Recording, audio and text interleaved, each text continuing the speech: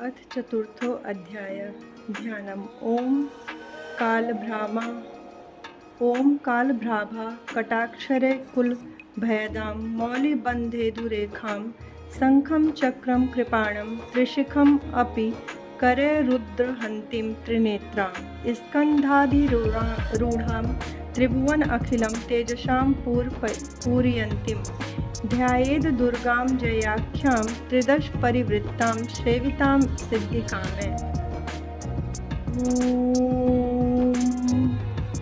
ऋषि उवाच। ऋषि कहते हैं, अत्यंत पराक्रमी दुरात्मा महिषासुर तथा उसकी दैत्य सेना देवी के हाथ से मारे जाने पर इंद्र आदि देवता प्रणाम के लिए गर्दन तथा कंधे झुकाकर उन भगवती दुर्गा का उत्तम वचनों द्वारा स्तवन करने लगे। उस समय उनके सुंदर अंगों में अत्यंत हर्ष के कारण रोमांच हुआ था। देवता बोले, संपूर्ण देवताओं की शक्ति का समुदाय ही जिनका स्वरूप है तथा जिन देवी ने अपनी शक्ति से संपूर्ण जगत को व्याप्त कर रखा है, समस्त देवताओं और महर्षियों की पूजनिया उन जगदम्बा को हम भक्ति पूर्वक नमस्कार करते हैं।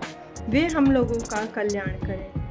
जिनके अनुपम प्रभाव और बल का वर्णन करने में भगवान शेषनाग, ब्रह्मा जी तथा महादेव जी भी समर्थ नहीं हैं, वे भगवती चंडिका संपूर्ण जगत का पालन एवं अशुभ भय का नाश करने का विचार करें। पुण्यात्मा के घरों में स्वयं ही लक्ष्मी रूप से, पापियों के यहाँ दरिद्रता रूप से, शुद्ध अंतकरण वाले पुरुषों के हृदय में बुद्धि रूप से, सत्पुरुषों में श्रद्धा रूप से तथा कुलीन मनुष्य में लज्जा रूप से निवास करती हैं।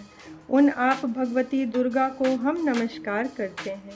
हे देवी, आप संपूर्ण विश्व का पालन कीजिए। देवी, आपके इस अचिंत्य रूप का असुरों का नाश करने वाली भारी पराक्रम का तथा समस्त देवताओं और दैत्यों के समक्ष युद्ध में प्रकट किए हुए आपके अद्भुत चरित्रों का हम किस प्रकार वर्णन करें। आप संपूर्ण जगत की उत्पत्ति में कारण हैं। आप में सत्वगुण, रजोगुण और तमोगुण, ये तीनों गुण विद्यमान हैं, तो भी दोनों के साथ का आपका संसर्ग नहीं जान पड़ता।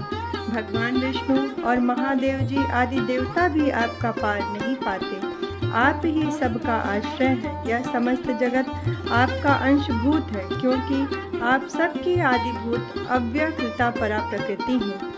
देवी, संपूर्ण यज्ञों में जिसके उच्चारण से सब देवता तृप्ति लाभ करते हैं, वह स्वाहा आप ही हैं। इसके अतिरिक्त आप पितरों की भी तृप्ति का कारण हैं। अतएव सब लोग आपको स्वधा भी कहते हैं। देवी, जो मोक्ष की प्राप्ति का साधन है, अचिंत महाव्रत स्वरूपा है, समस्त दोषों से रहित, जितेंद्रिय तत्व को ही सार वस्तु मानने वाले तथा मोक्ष की अभिलाषा रखने वाले मुनिजन जिनका अभ्यास करते हैं, वह भगवती पराविद्या आप ही है। आप शब्द स्वरूपा हैं। अत्यंत निर्मल ऋग्वेद, यजुर्वेद तथा उद्गीत के मनोहर पदों के पाठ से युक्त सामवेद का भी आधार आप ही हैं। आप देवी त्रयी, तीनों वेद और भगवती छहों ऐश्वर्यों से युक्त इस विश्व की उत्पत्ति एवं पालन के लिए आप ही वार्ता यानी आजीविका के रूप में प्रकट हुए हैं। आप संपूर्ण जगत की घोर पीड़ा का नाश करने वाली हैं। देवी, जिससे समस्त शास्त्रों के सार का ज्ञान होता है, वह मेधा शक्ति आप ही है। दुर्गम भवसागर से पार उतारने वाली नौका रूपी दुर्गा देवी भी आप ही है। आपकी कहीं भी आसक्ति नहीं है। कैटभ के शत्रु भगवान विष्णु के वक्षस्थल में एकमात्र निवास करने वाली भगवती लक्ष्मी तथा भगवान चंद्रशेखर द्वारा सम्मानित गौरी देवी भी आप ही हैं। आपका मुख मंद मुस्कान से सुशोभित, निर्मल, पूर्ण चंद्रमा के बिंब का अनुकरण करने वाला और उत्तम सुवर्ण की मनोहर कांति से कमनीय है। तो भी उसे देखकर महिषासुर को क्रोध हुआ और सहसा उसने उस पर प्रहार कर दिया। यह बड़े आश्चर्य की बात है। देवी, वही मुख क्रोध से युक्त होने पर उदय काल के चंद्रमा की भांति लाल और तनी हुई भौहों के कारण विकराल हो उठा। उसे देखकर जो महिषासुर के प्राण तुरंत नहीं निकल गए, यह उससे भी बढ़कर आश्चर्य की बात है, क्योंकि क्रोध में भरे हुए यमराज को देखकर भला कौन जीवित रह सकता है। देवी, आप प्रसन्न हो। परमात्मा स्वरूप आपके प्रसन्न होने पर जगत का अभ्युदय होता है। और क्रोध में भर जाने पर आप तत्काल ही कितने कुलों का सर्वनाश कर डालती हैं। यह बात अभी अनुभव में आई, क्योंकि महिषासुर की यह विशाल सेना क्षण भर में आपके कोप से नष्ट हो गई। सदा अभ्युदय प्रदान करने वाली आप जिस पर प्रसन्न रहती हैं, वे ही देश में सम्मानित हैं। उन्हीं को धन और यश प्राप्त होता है। उन्हीं का धर्म कभी शिथिल नहीं होता तथा वे ही अपने हष्ट पुष्ट स्त्री पुत्र और भृत्यों के साथ धन्य माने जाते हैं। आप ही के कृपा से पुण्यात्मा पुरुष प्रतिदिन अत्यंत श्रद्धापूर्वक सदा सब प्रकार के धर्मानुकूल कर्म करते हैं और उनके प्रभाव से स्वर्ग लोक में जाता है। इसलिए आप तीनों लोकों में निश्चय ही मनोवांछित फल देने वाले हैं। माँ दुर्गे, आप स्मरण करने पर सब प्राणियों का भय हर लेती हैं और स्वस्थ पुरुषों द्वारा चिंतन करने पर उन्हें परम कल्याणमयी बुद्धि प्रदान करती हैं। दुख दरिद्रता और भय हरने वाली देवी, आपके सिवा दूसरा कौन है जिसका चित्त सबका उपकार करने के लिए सदा ही दयार्द रहता हो।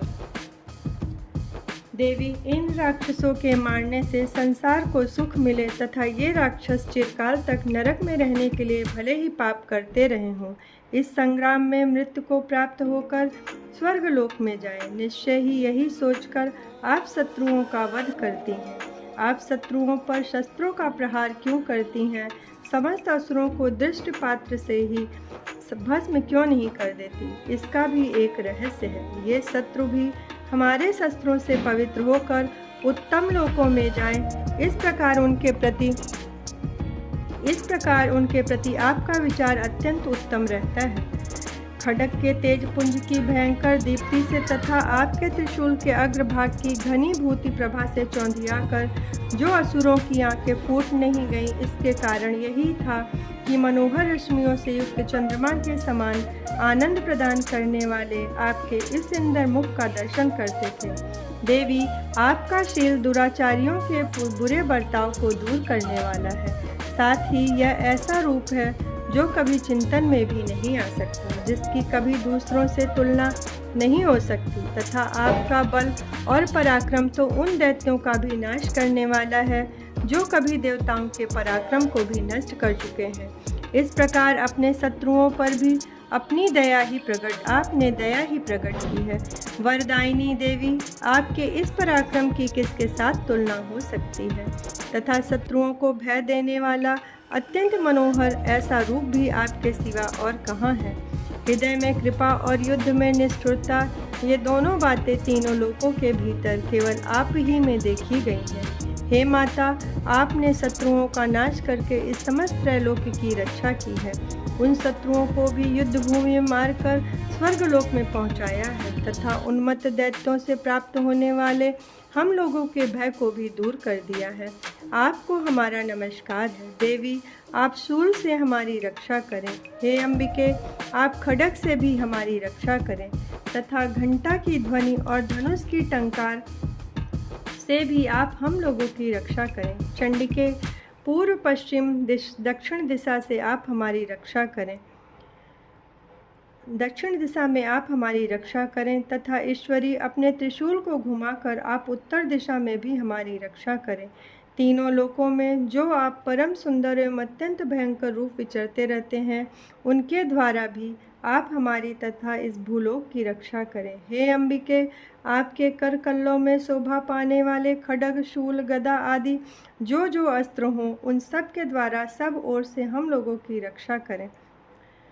ऋषि कहते हैं, इस प्रकार जब देवताओं ने जगत माता दुर्गा की स्तुति की और नंदन वन के दिव्य पुष्पों एवं गंध चंदन आदि के द्वारा उनका पूजन किया, फिर सब ने मिलकर जब प्रसन्न वदन होकर प्रणाम करते हुए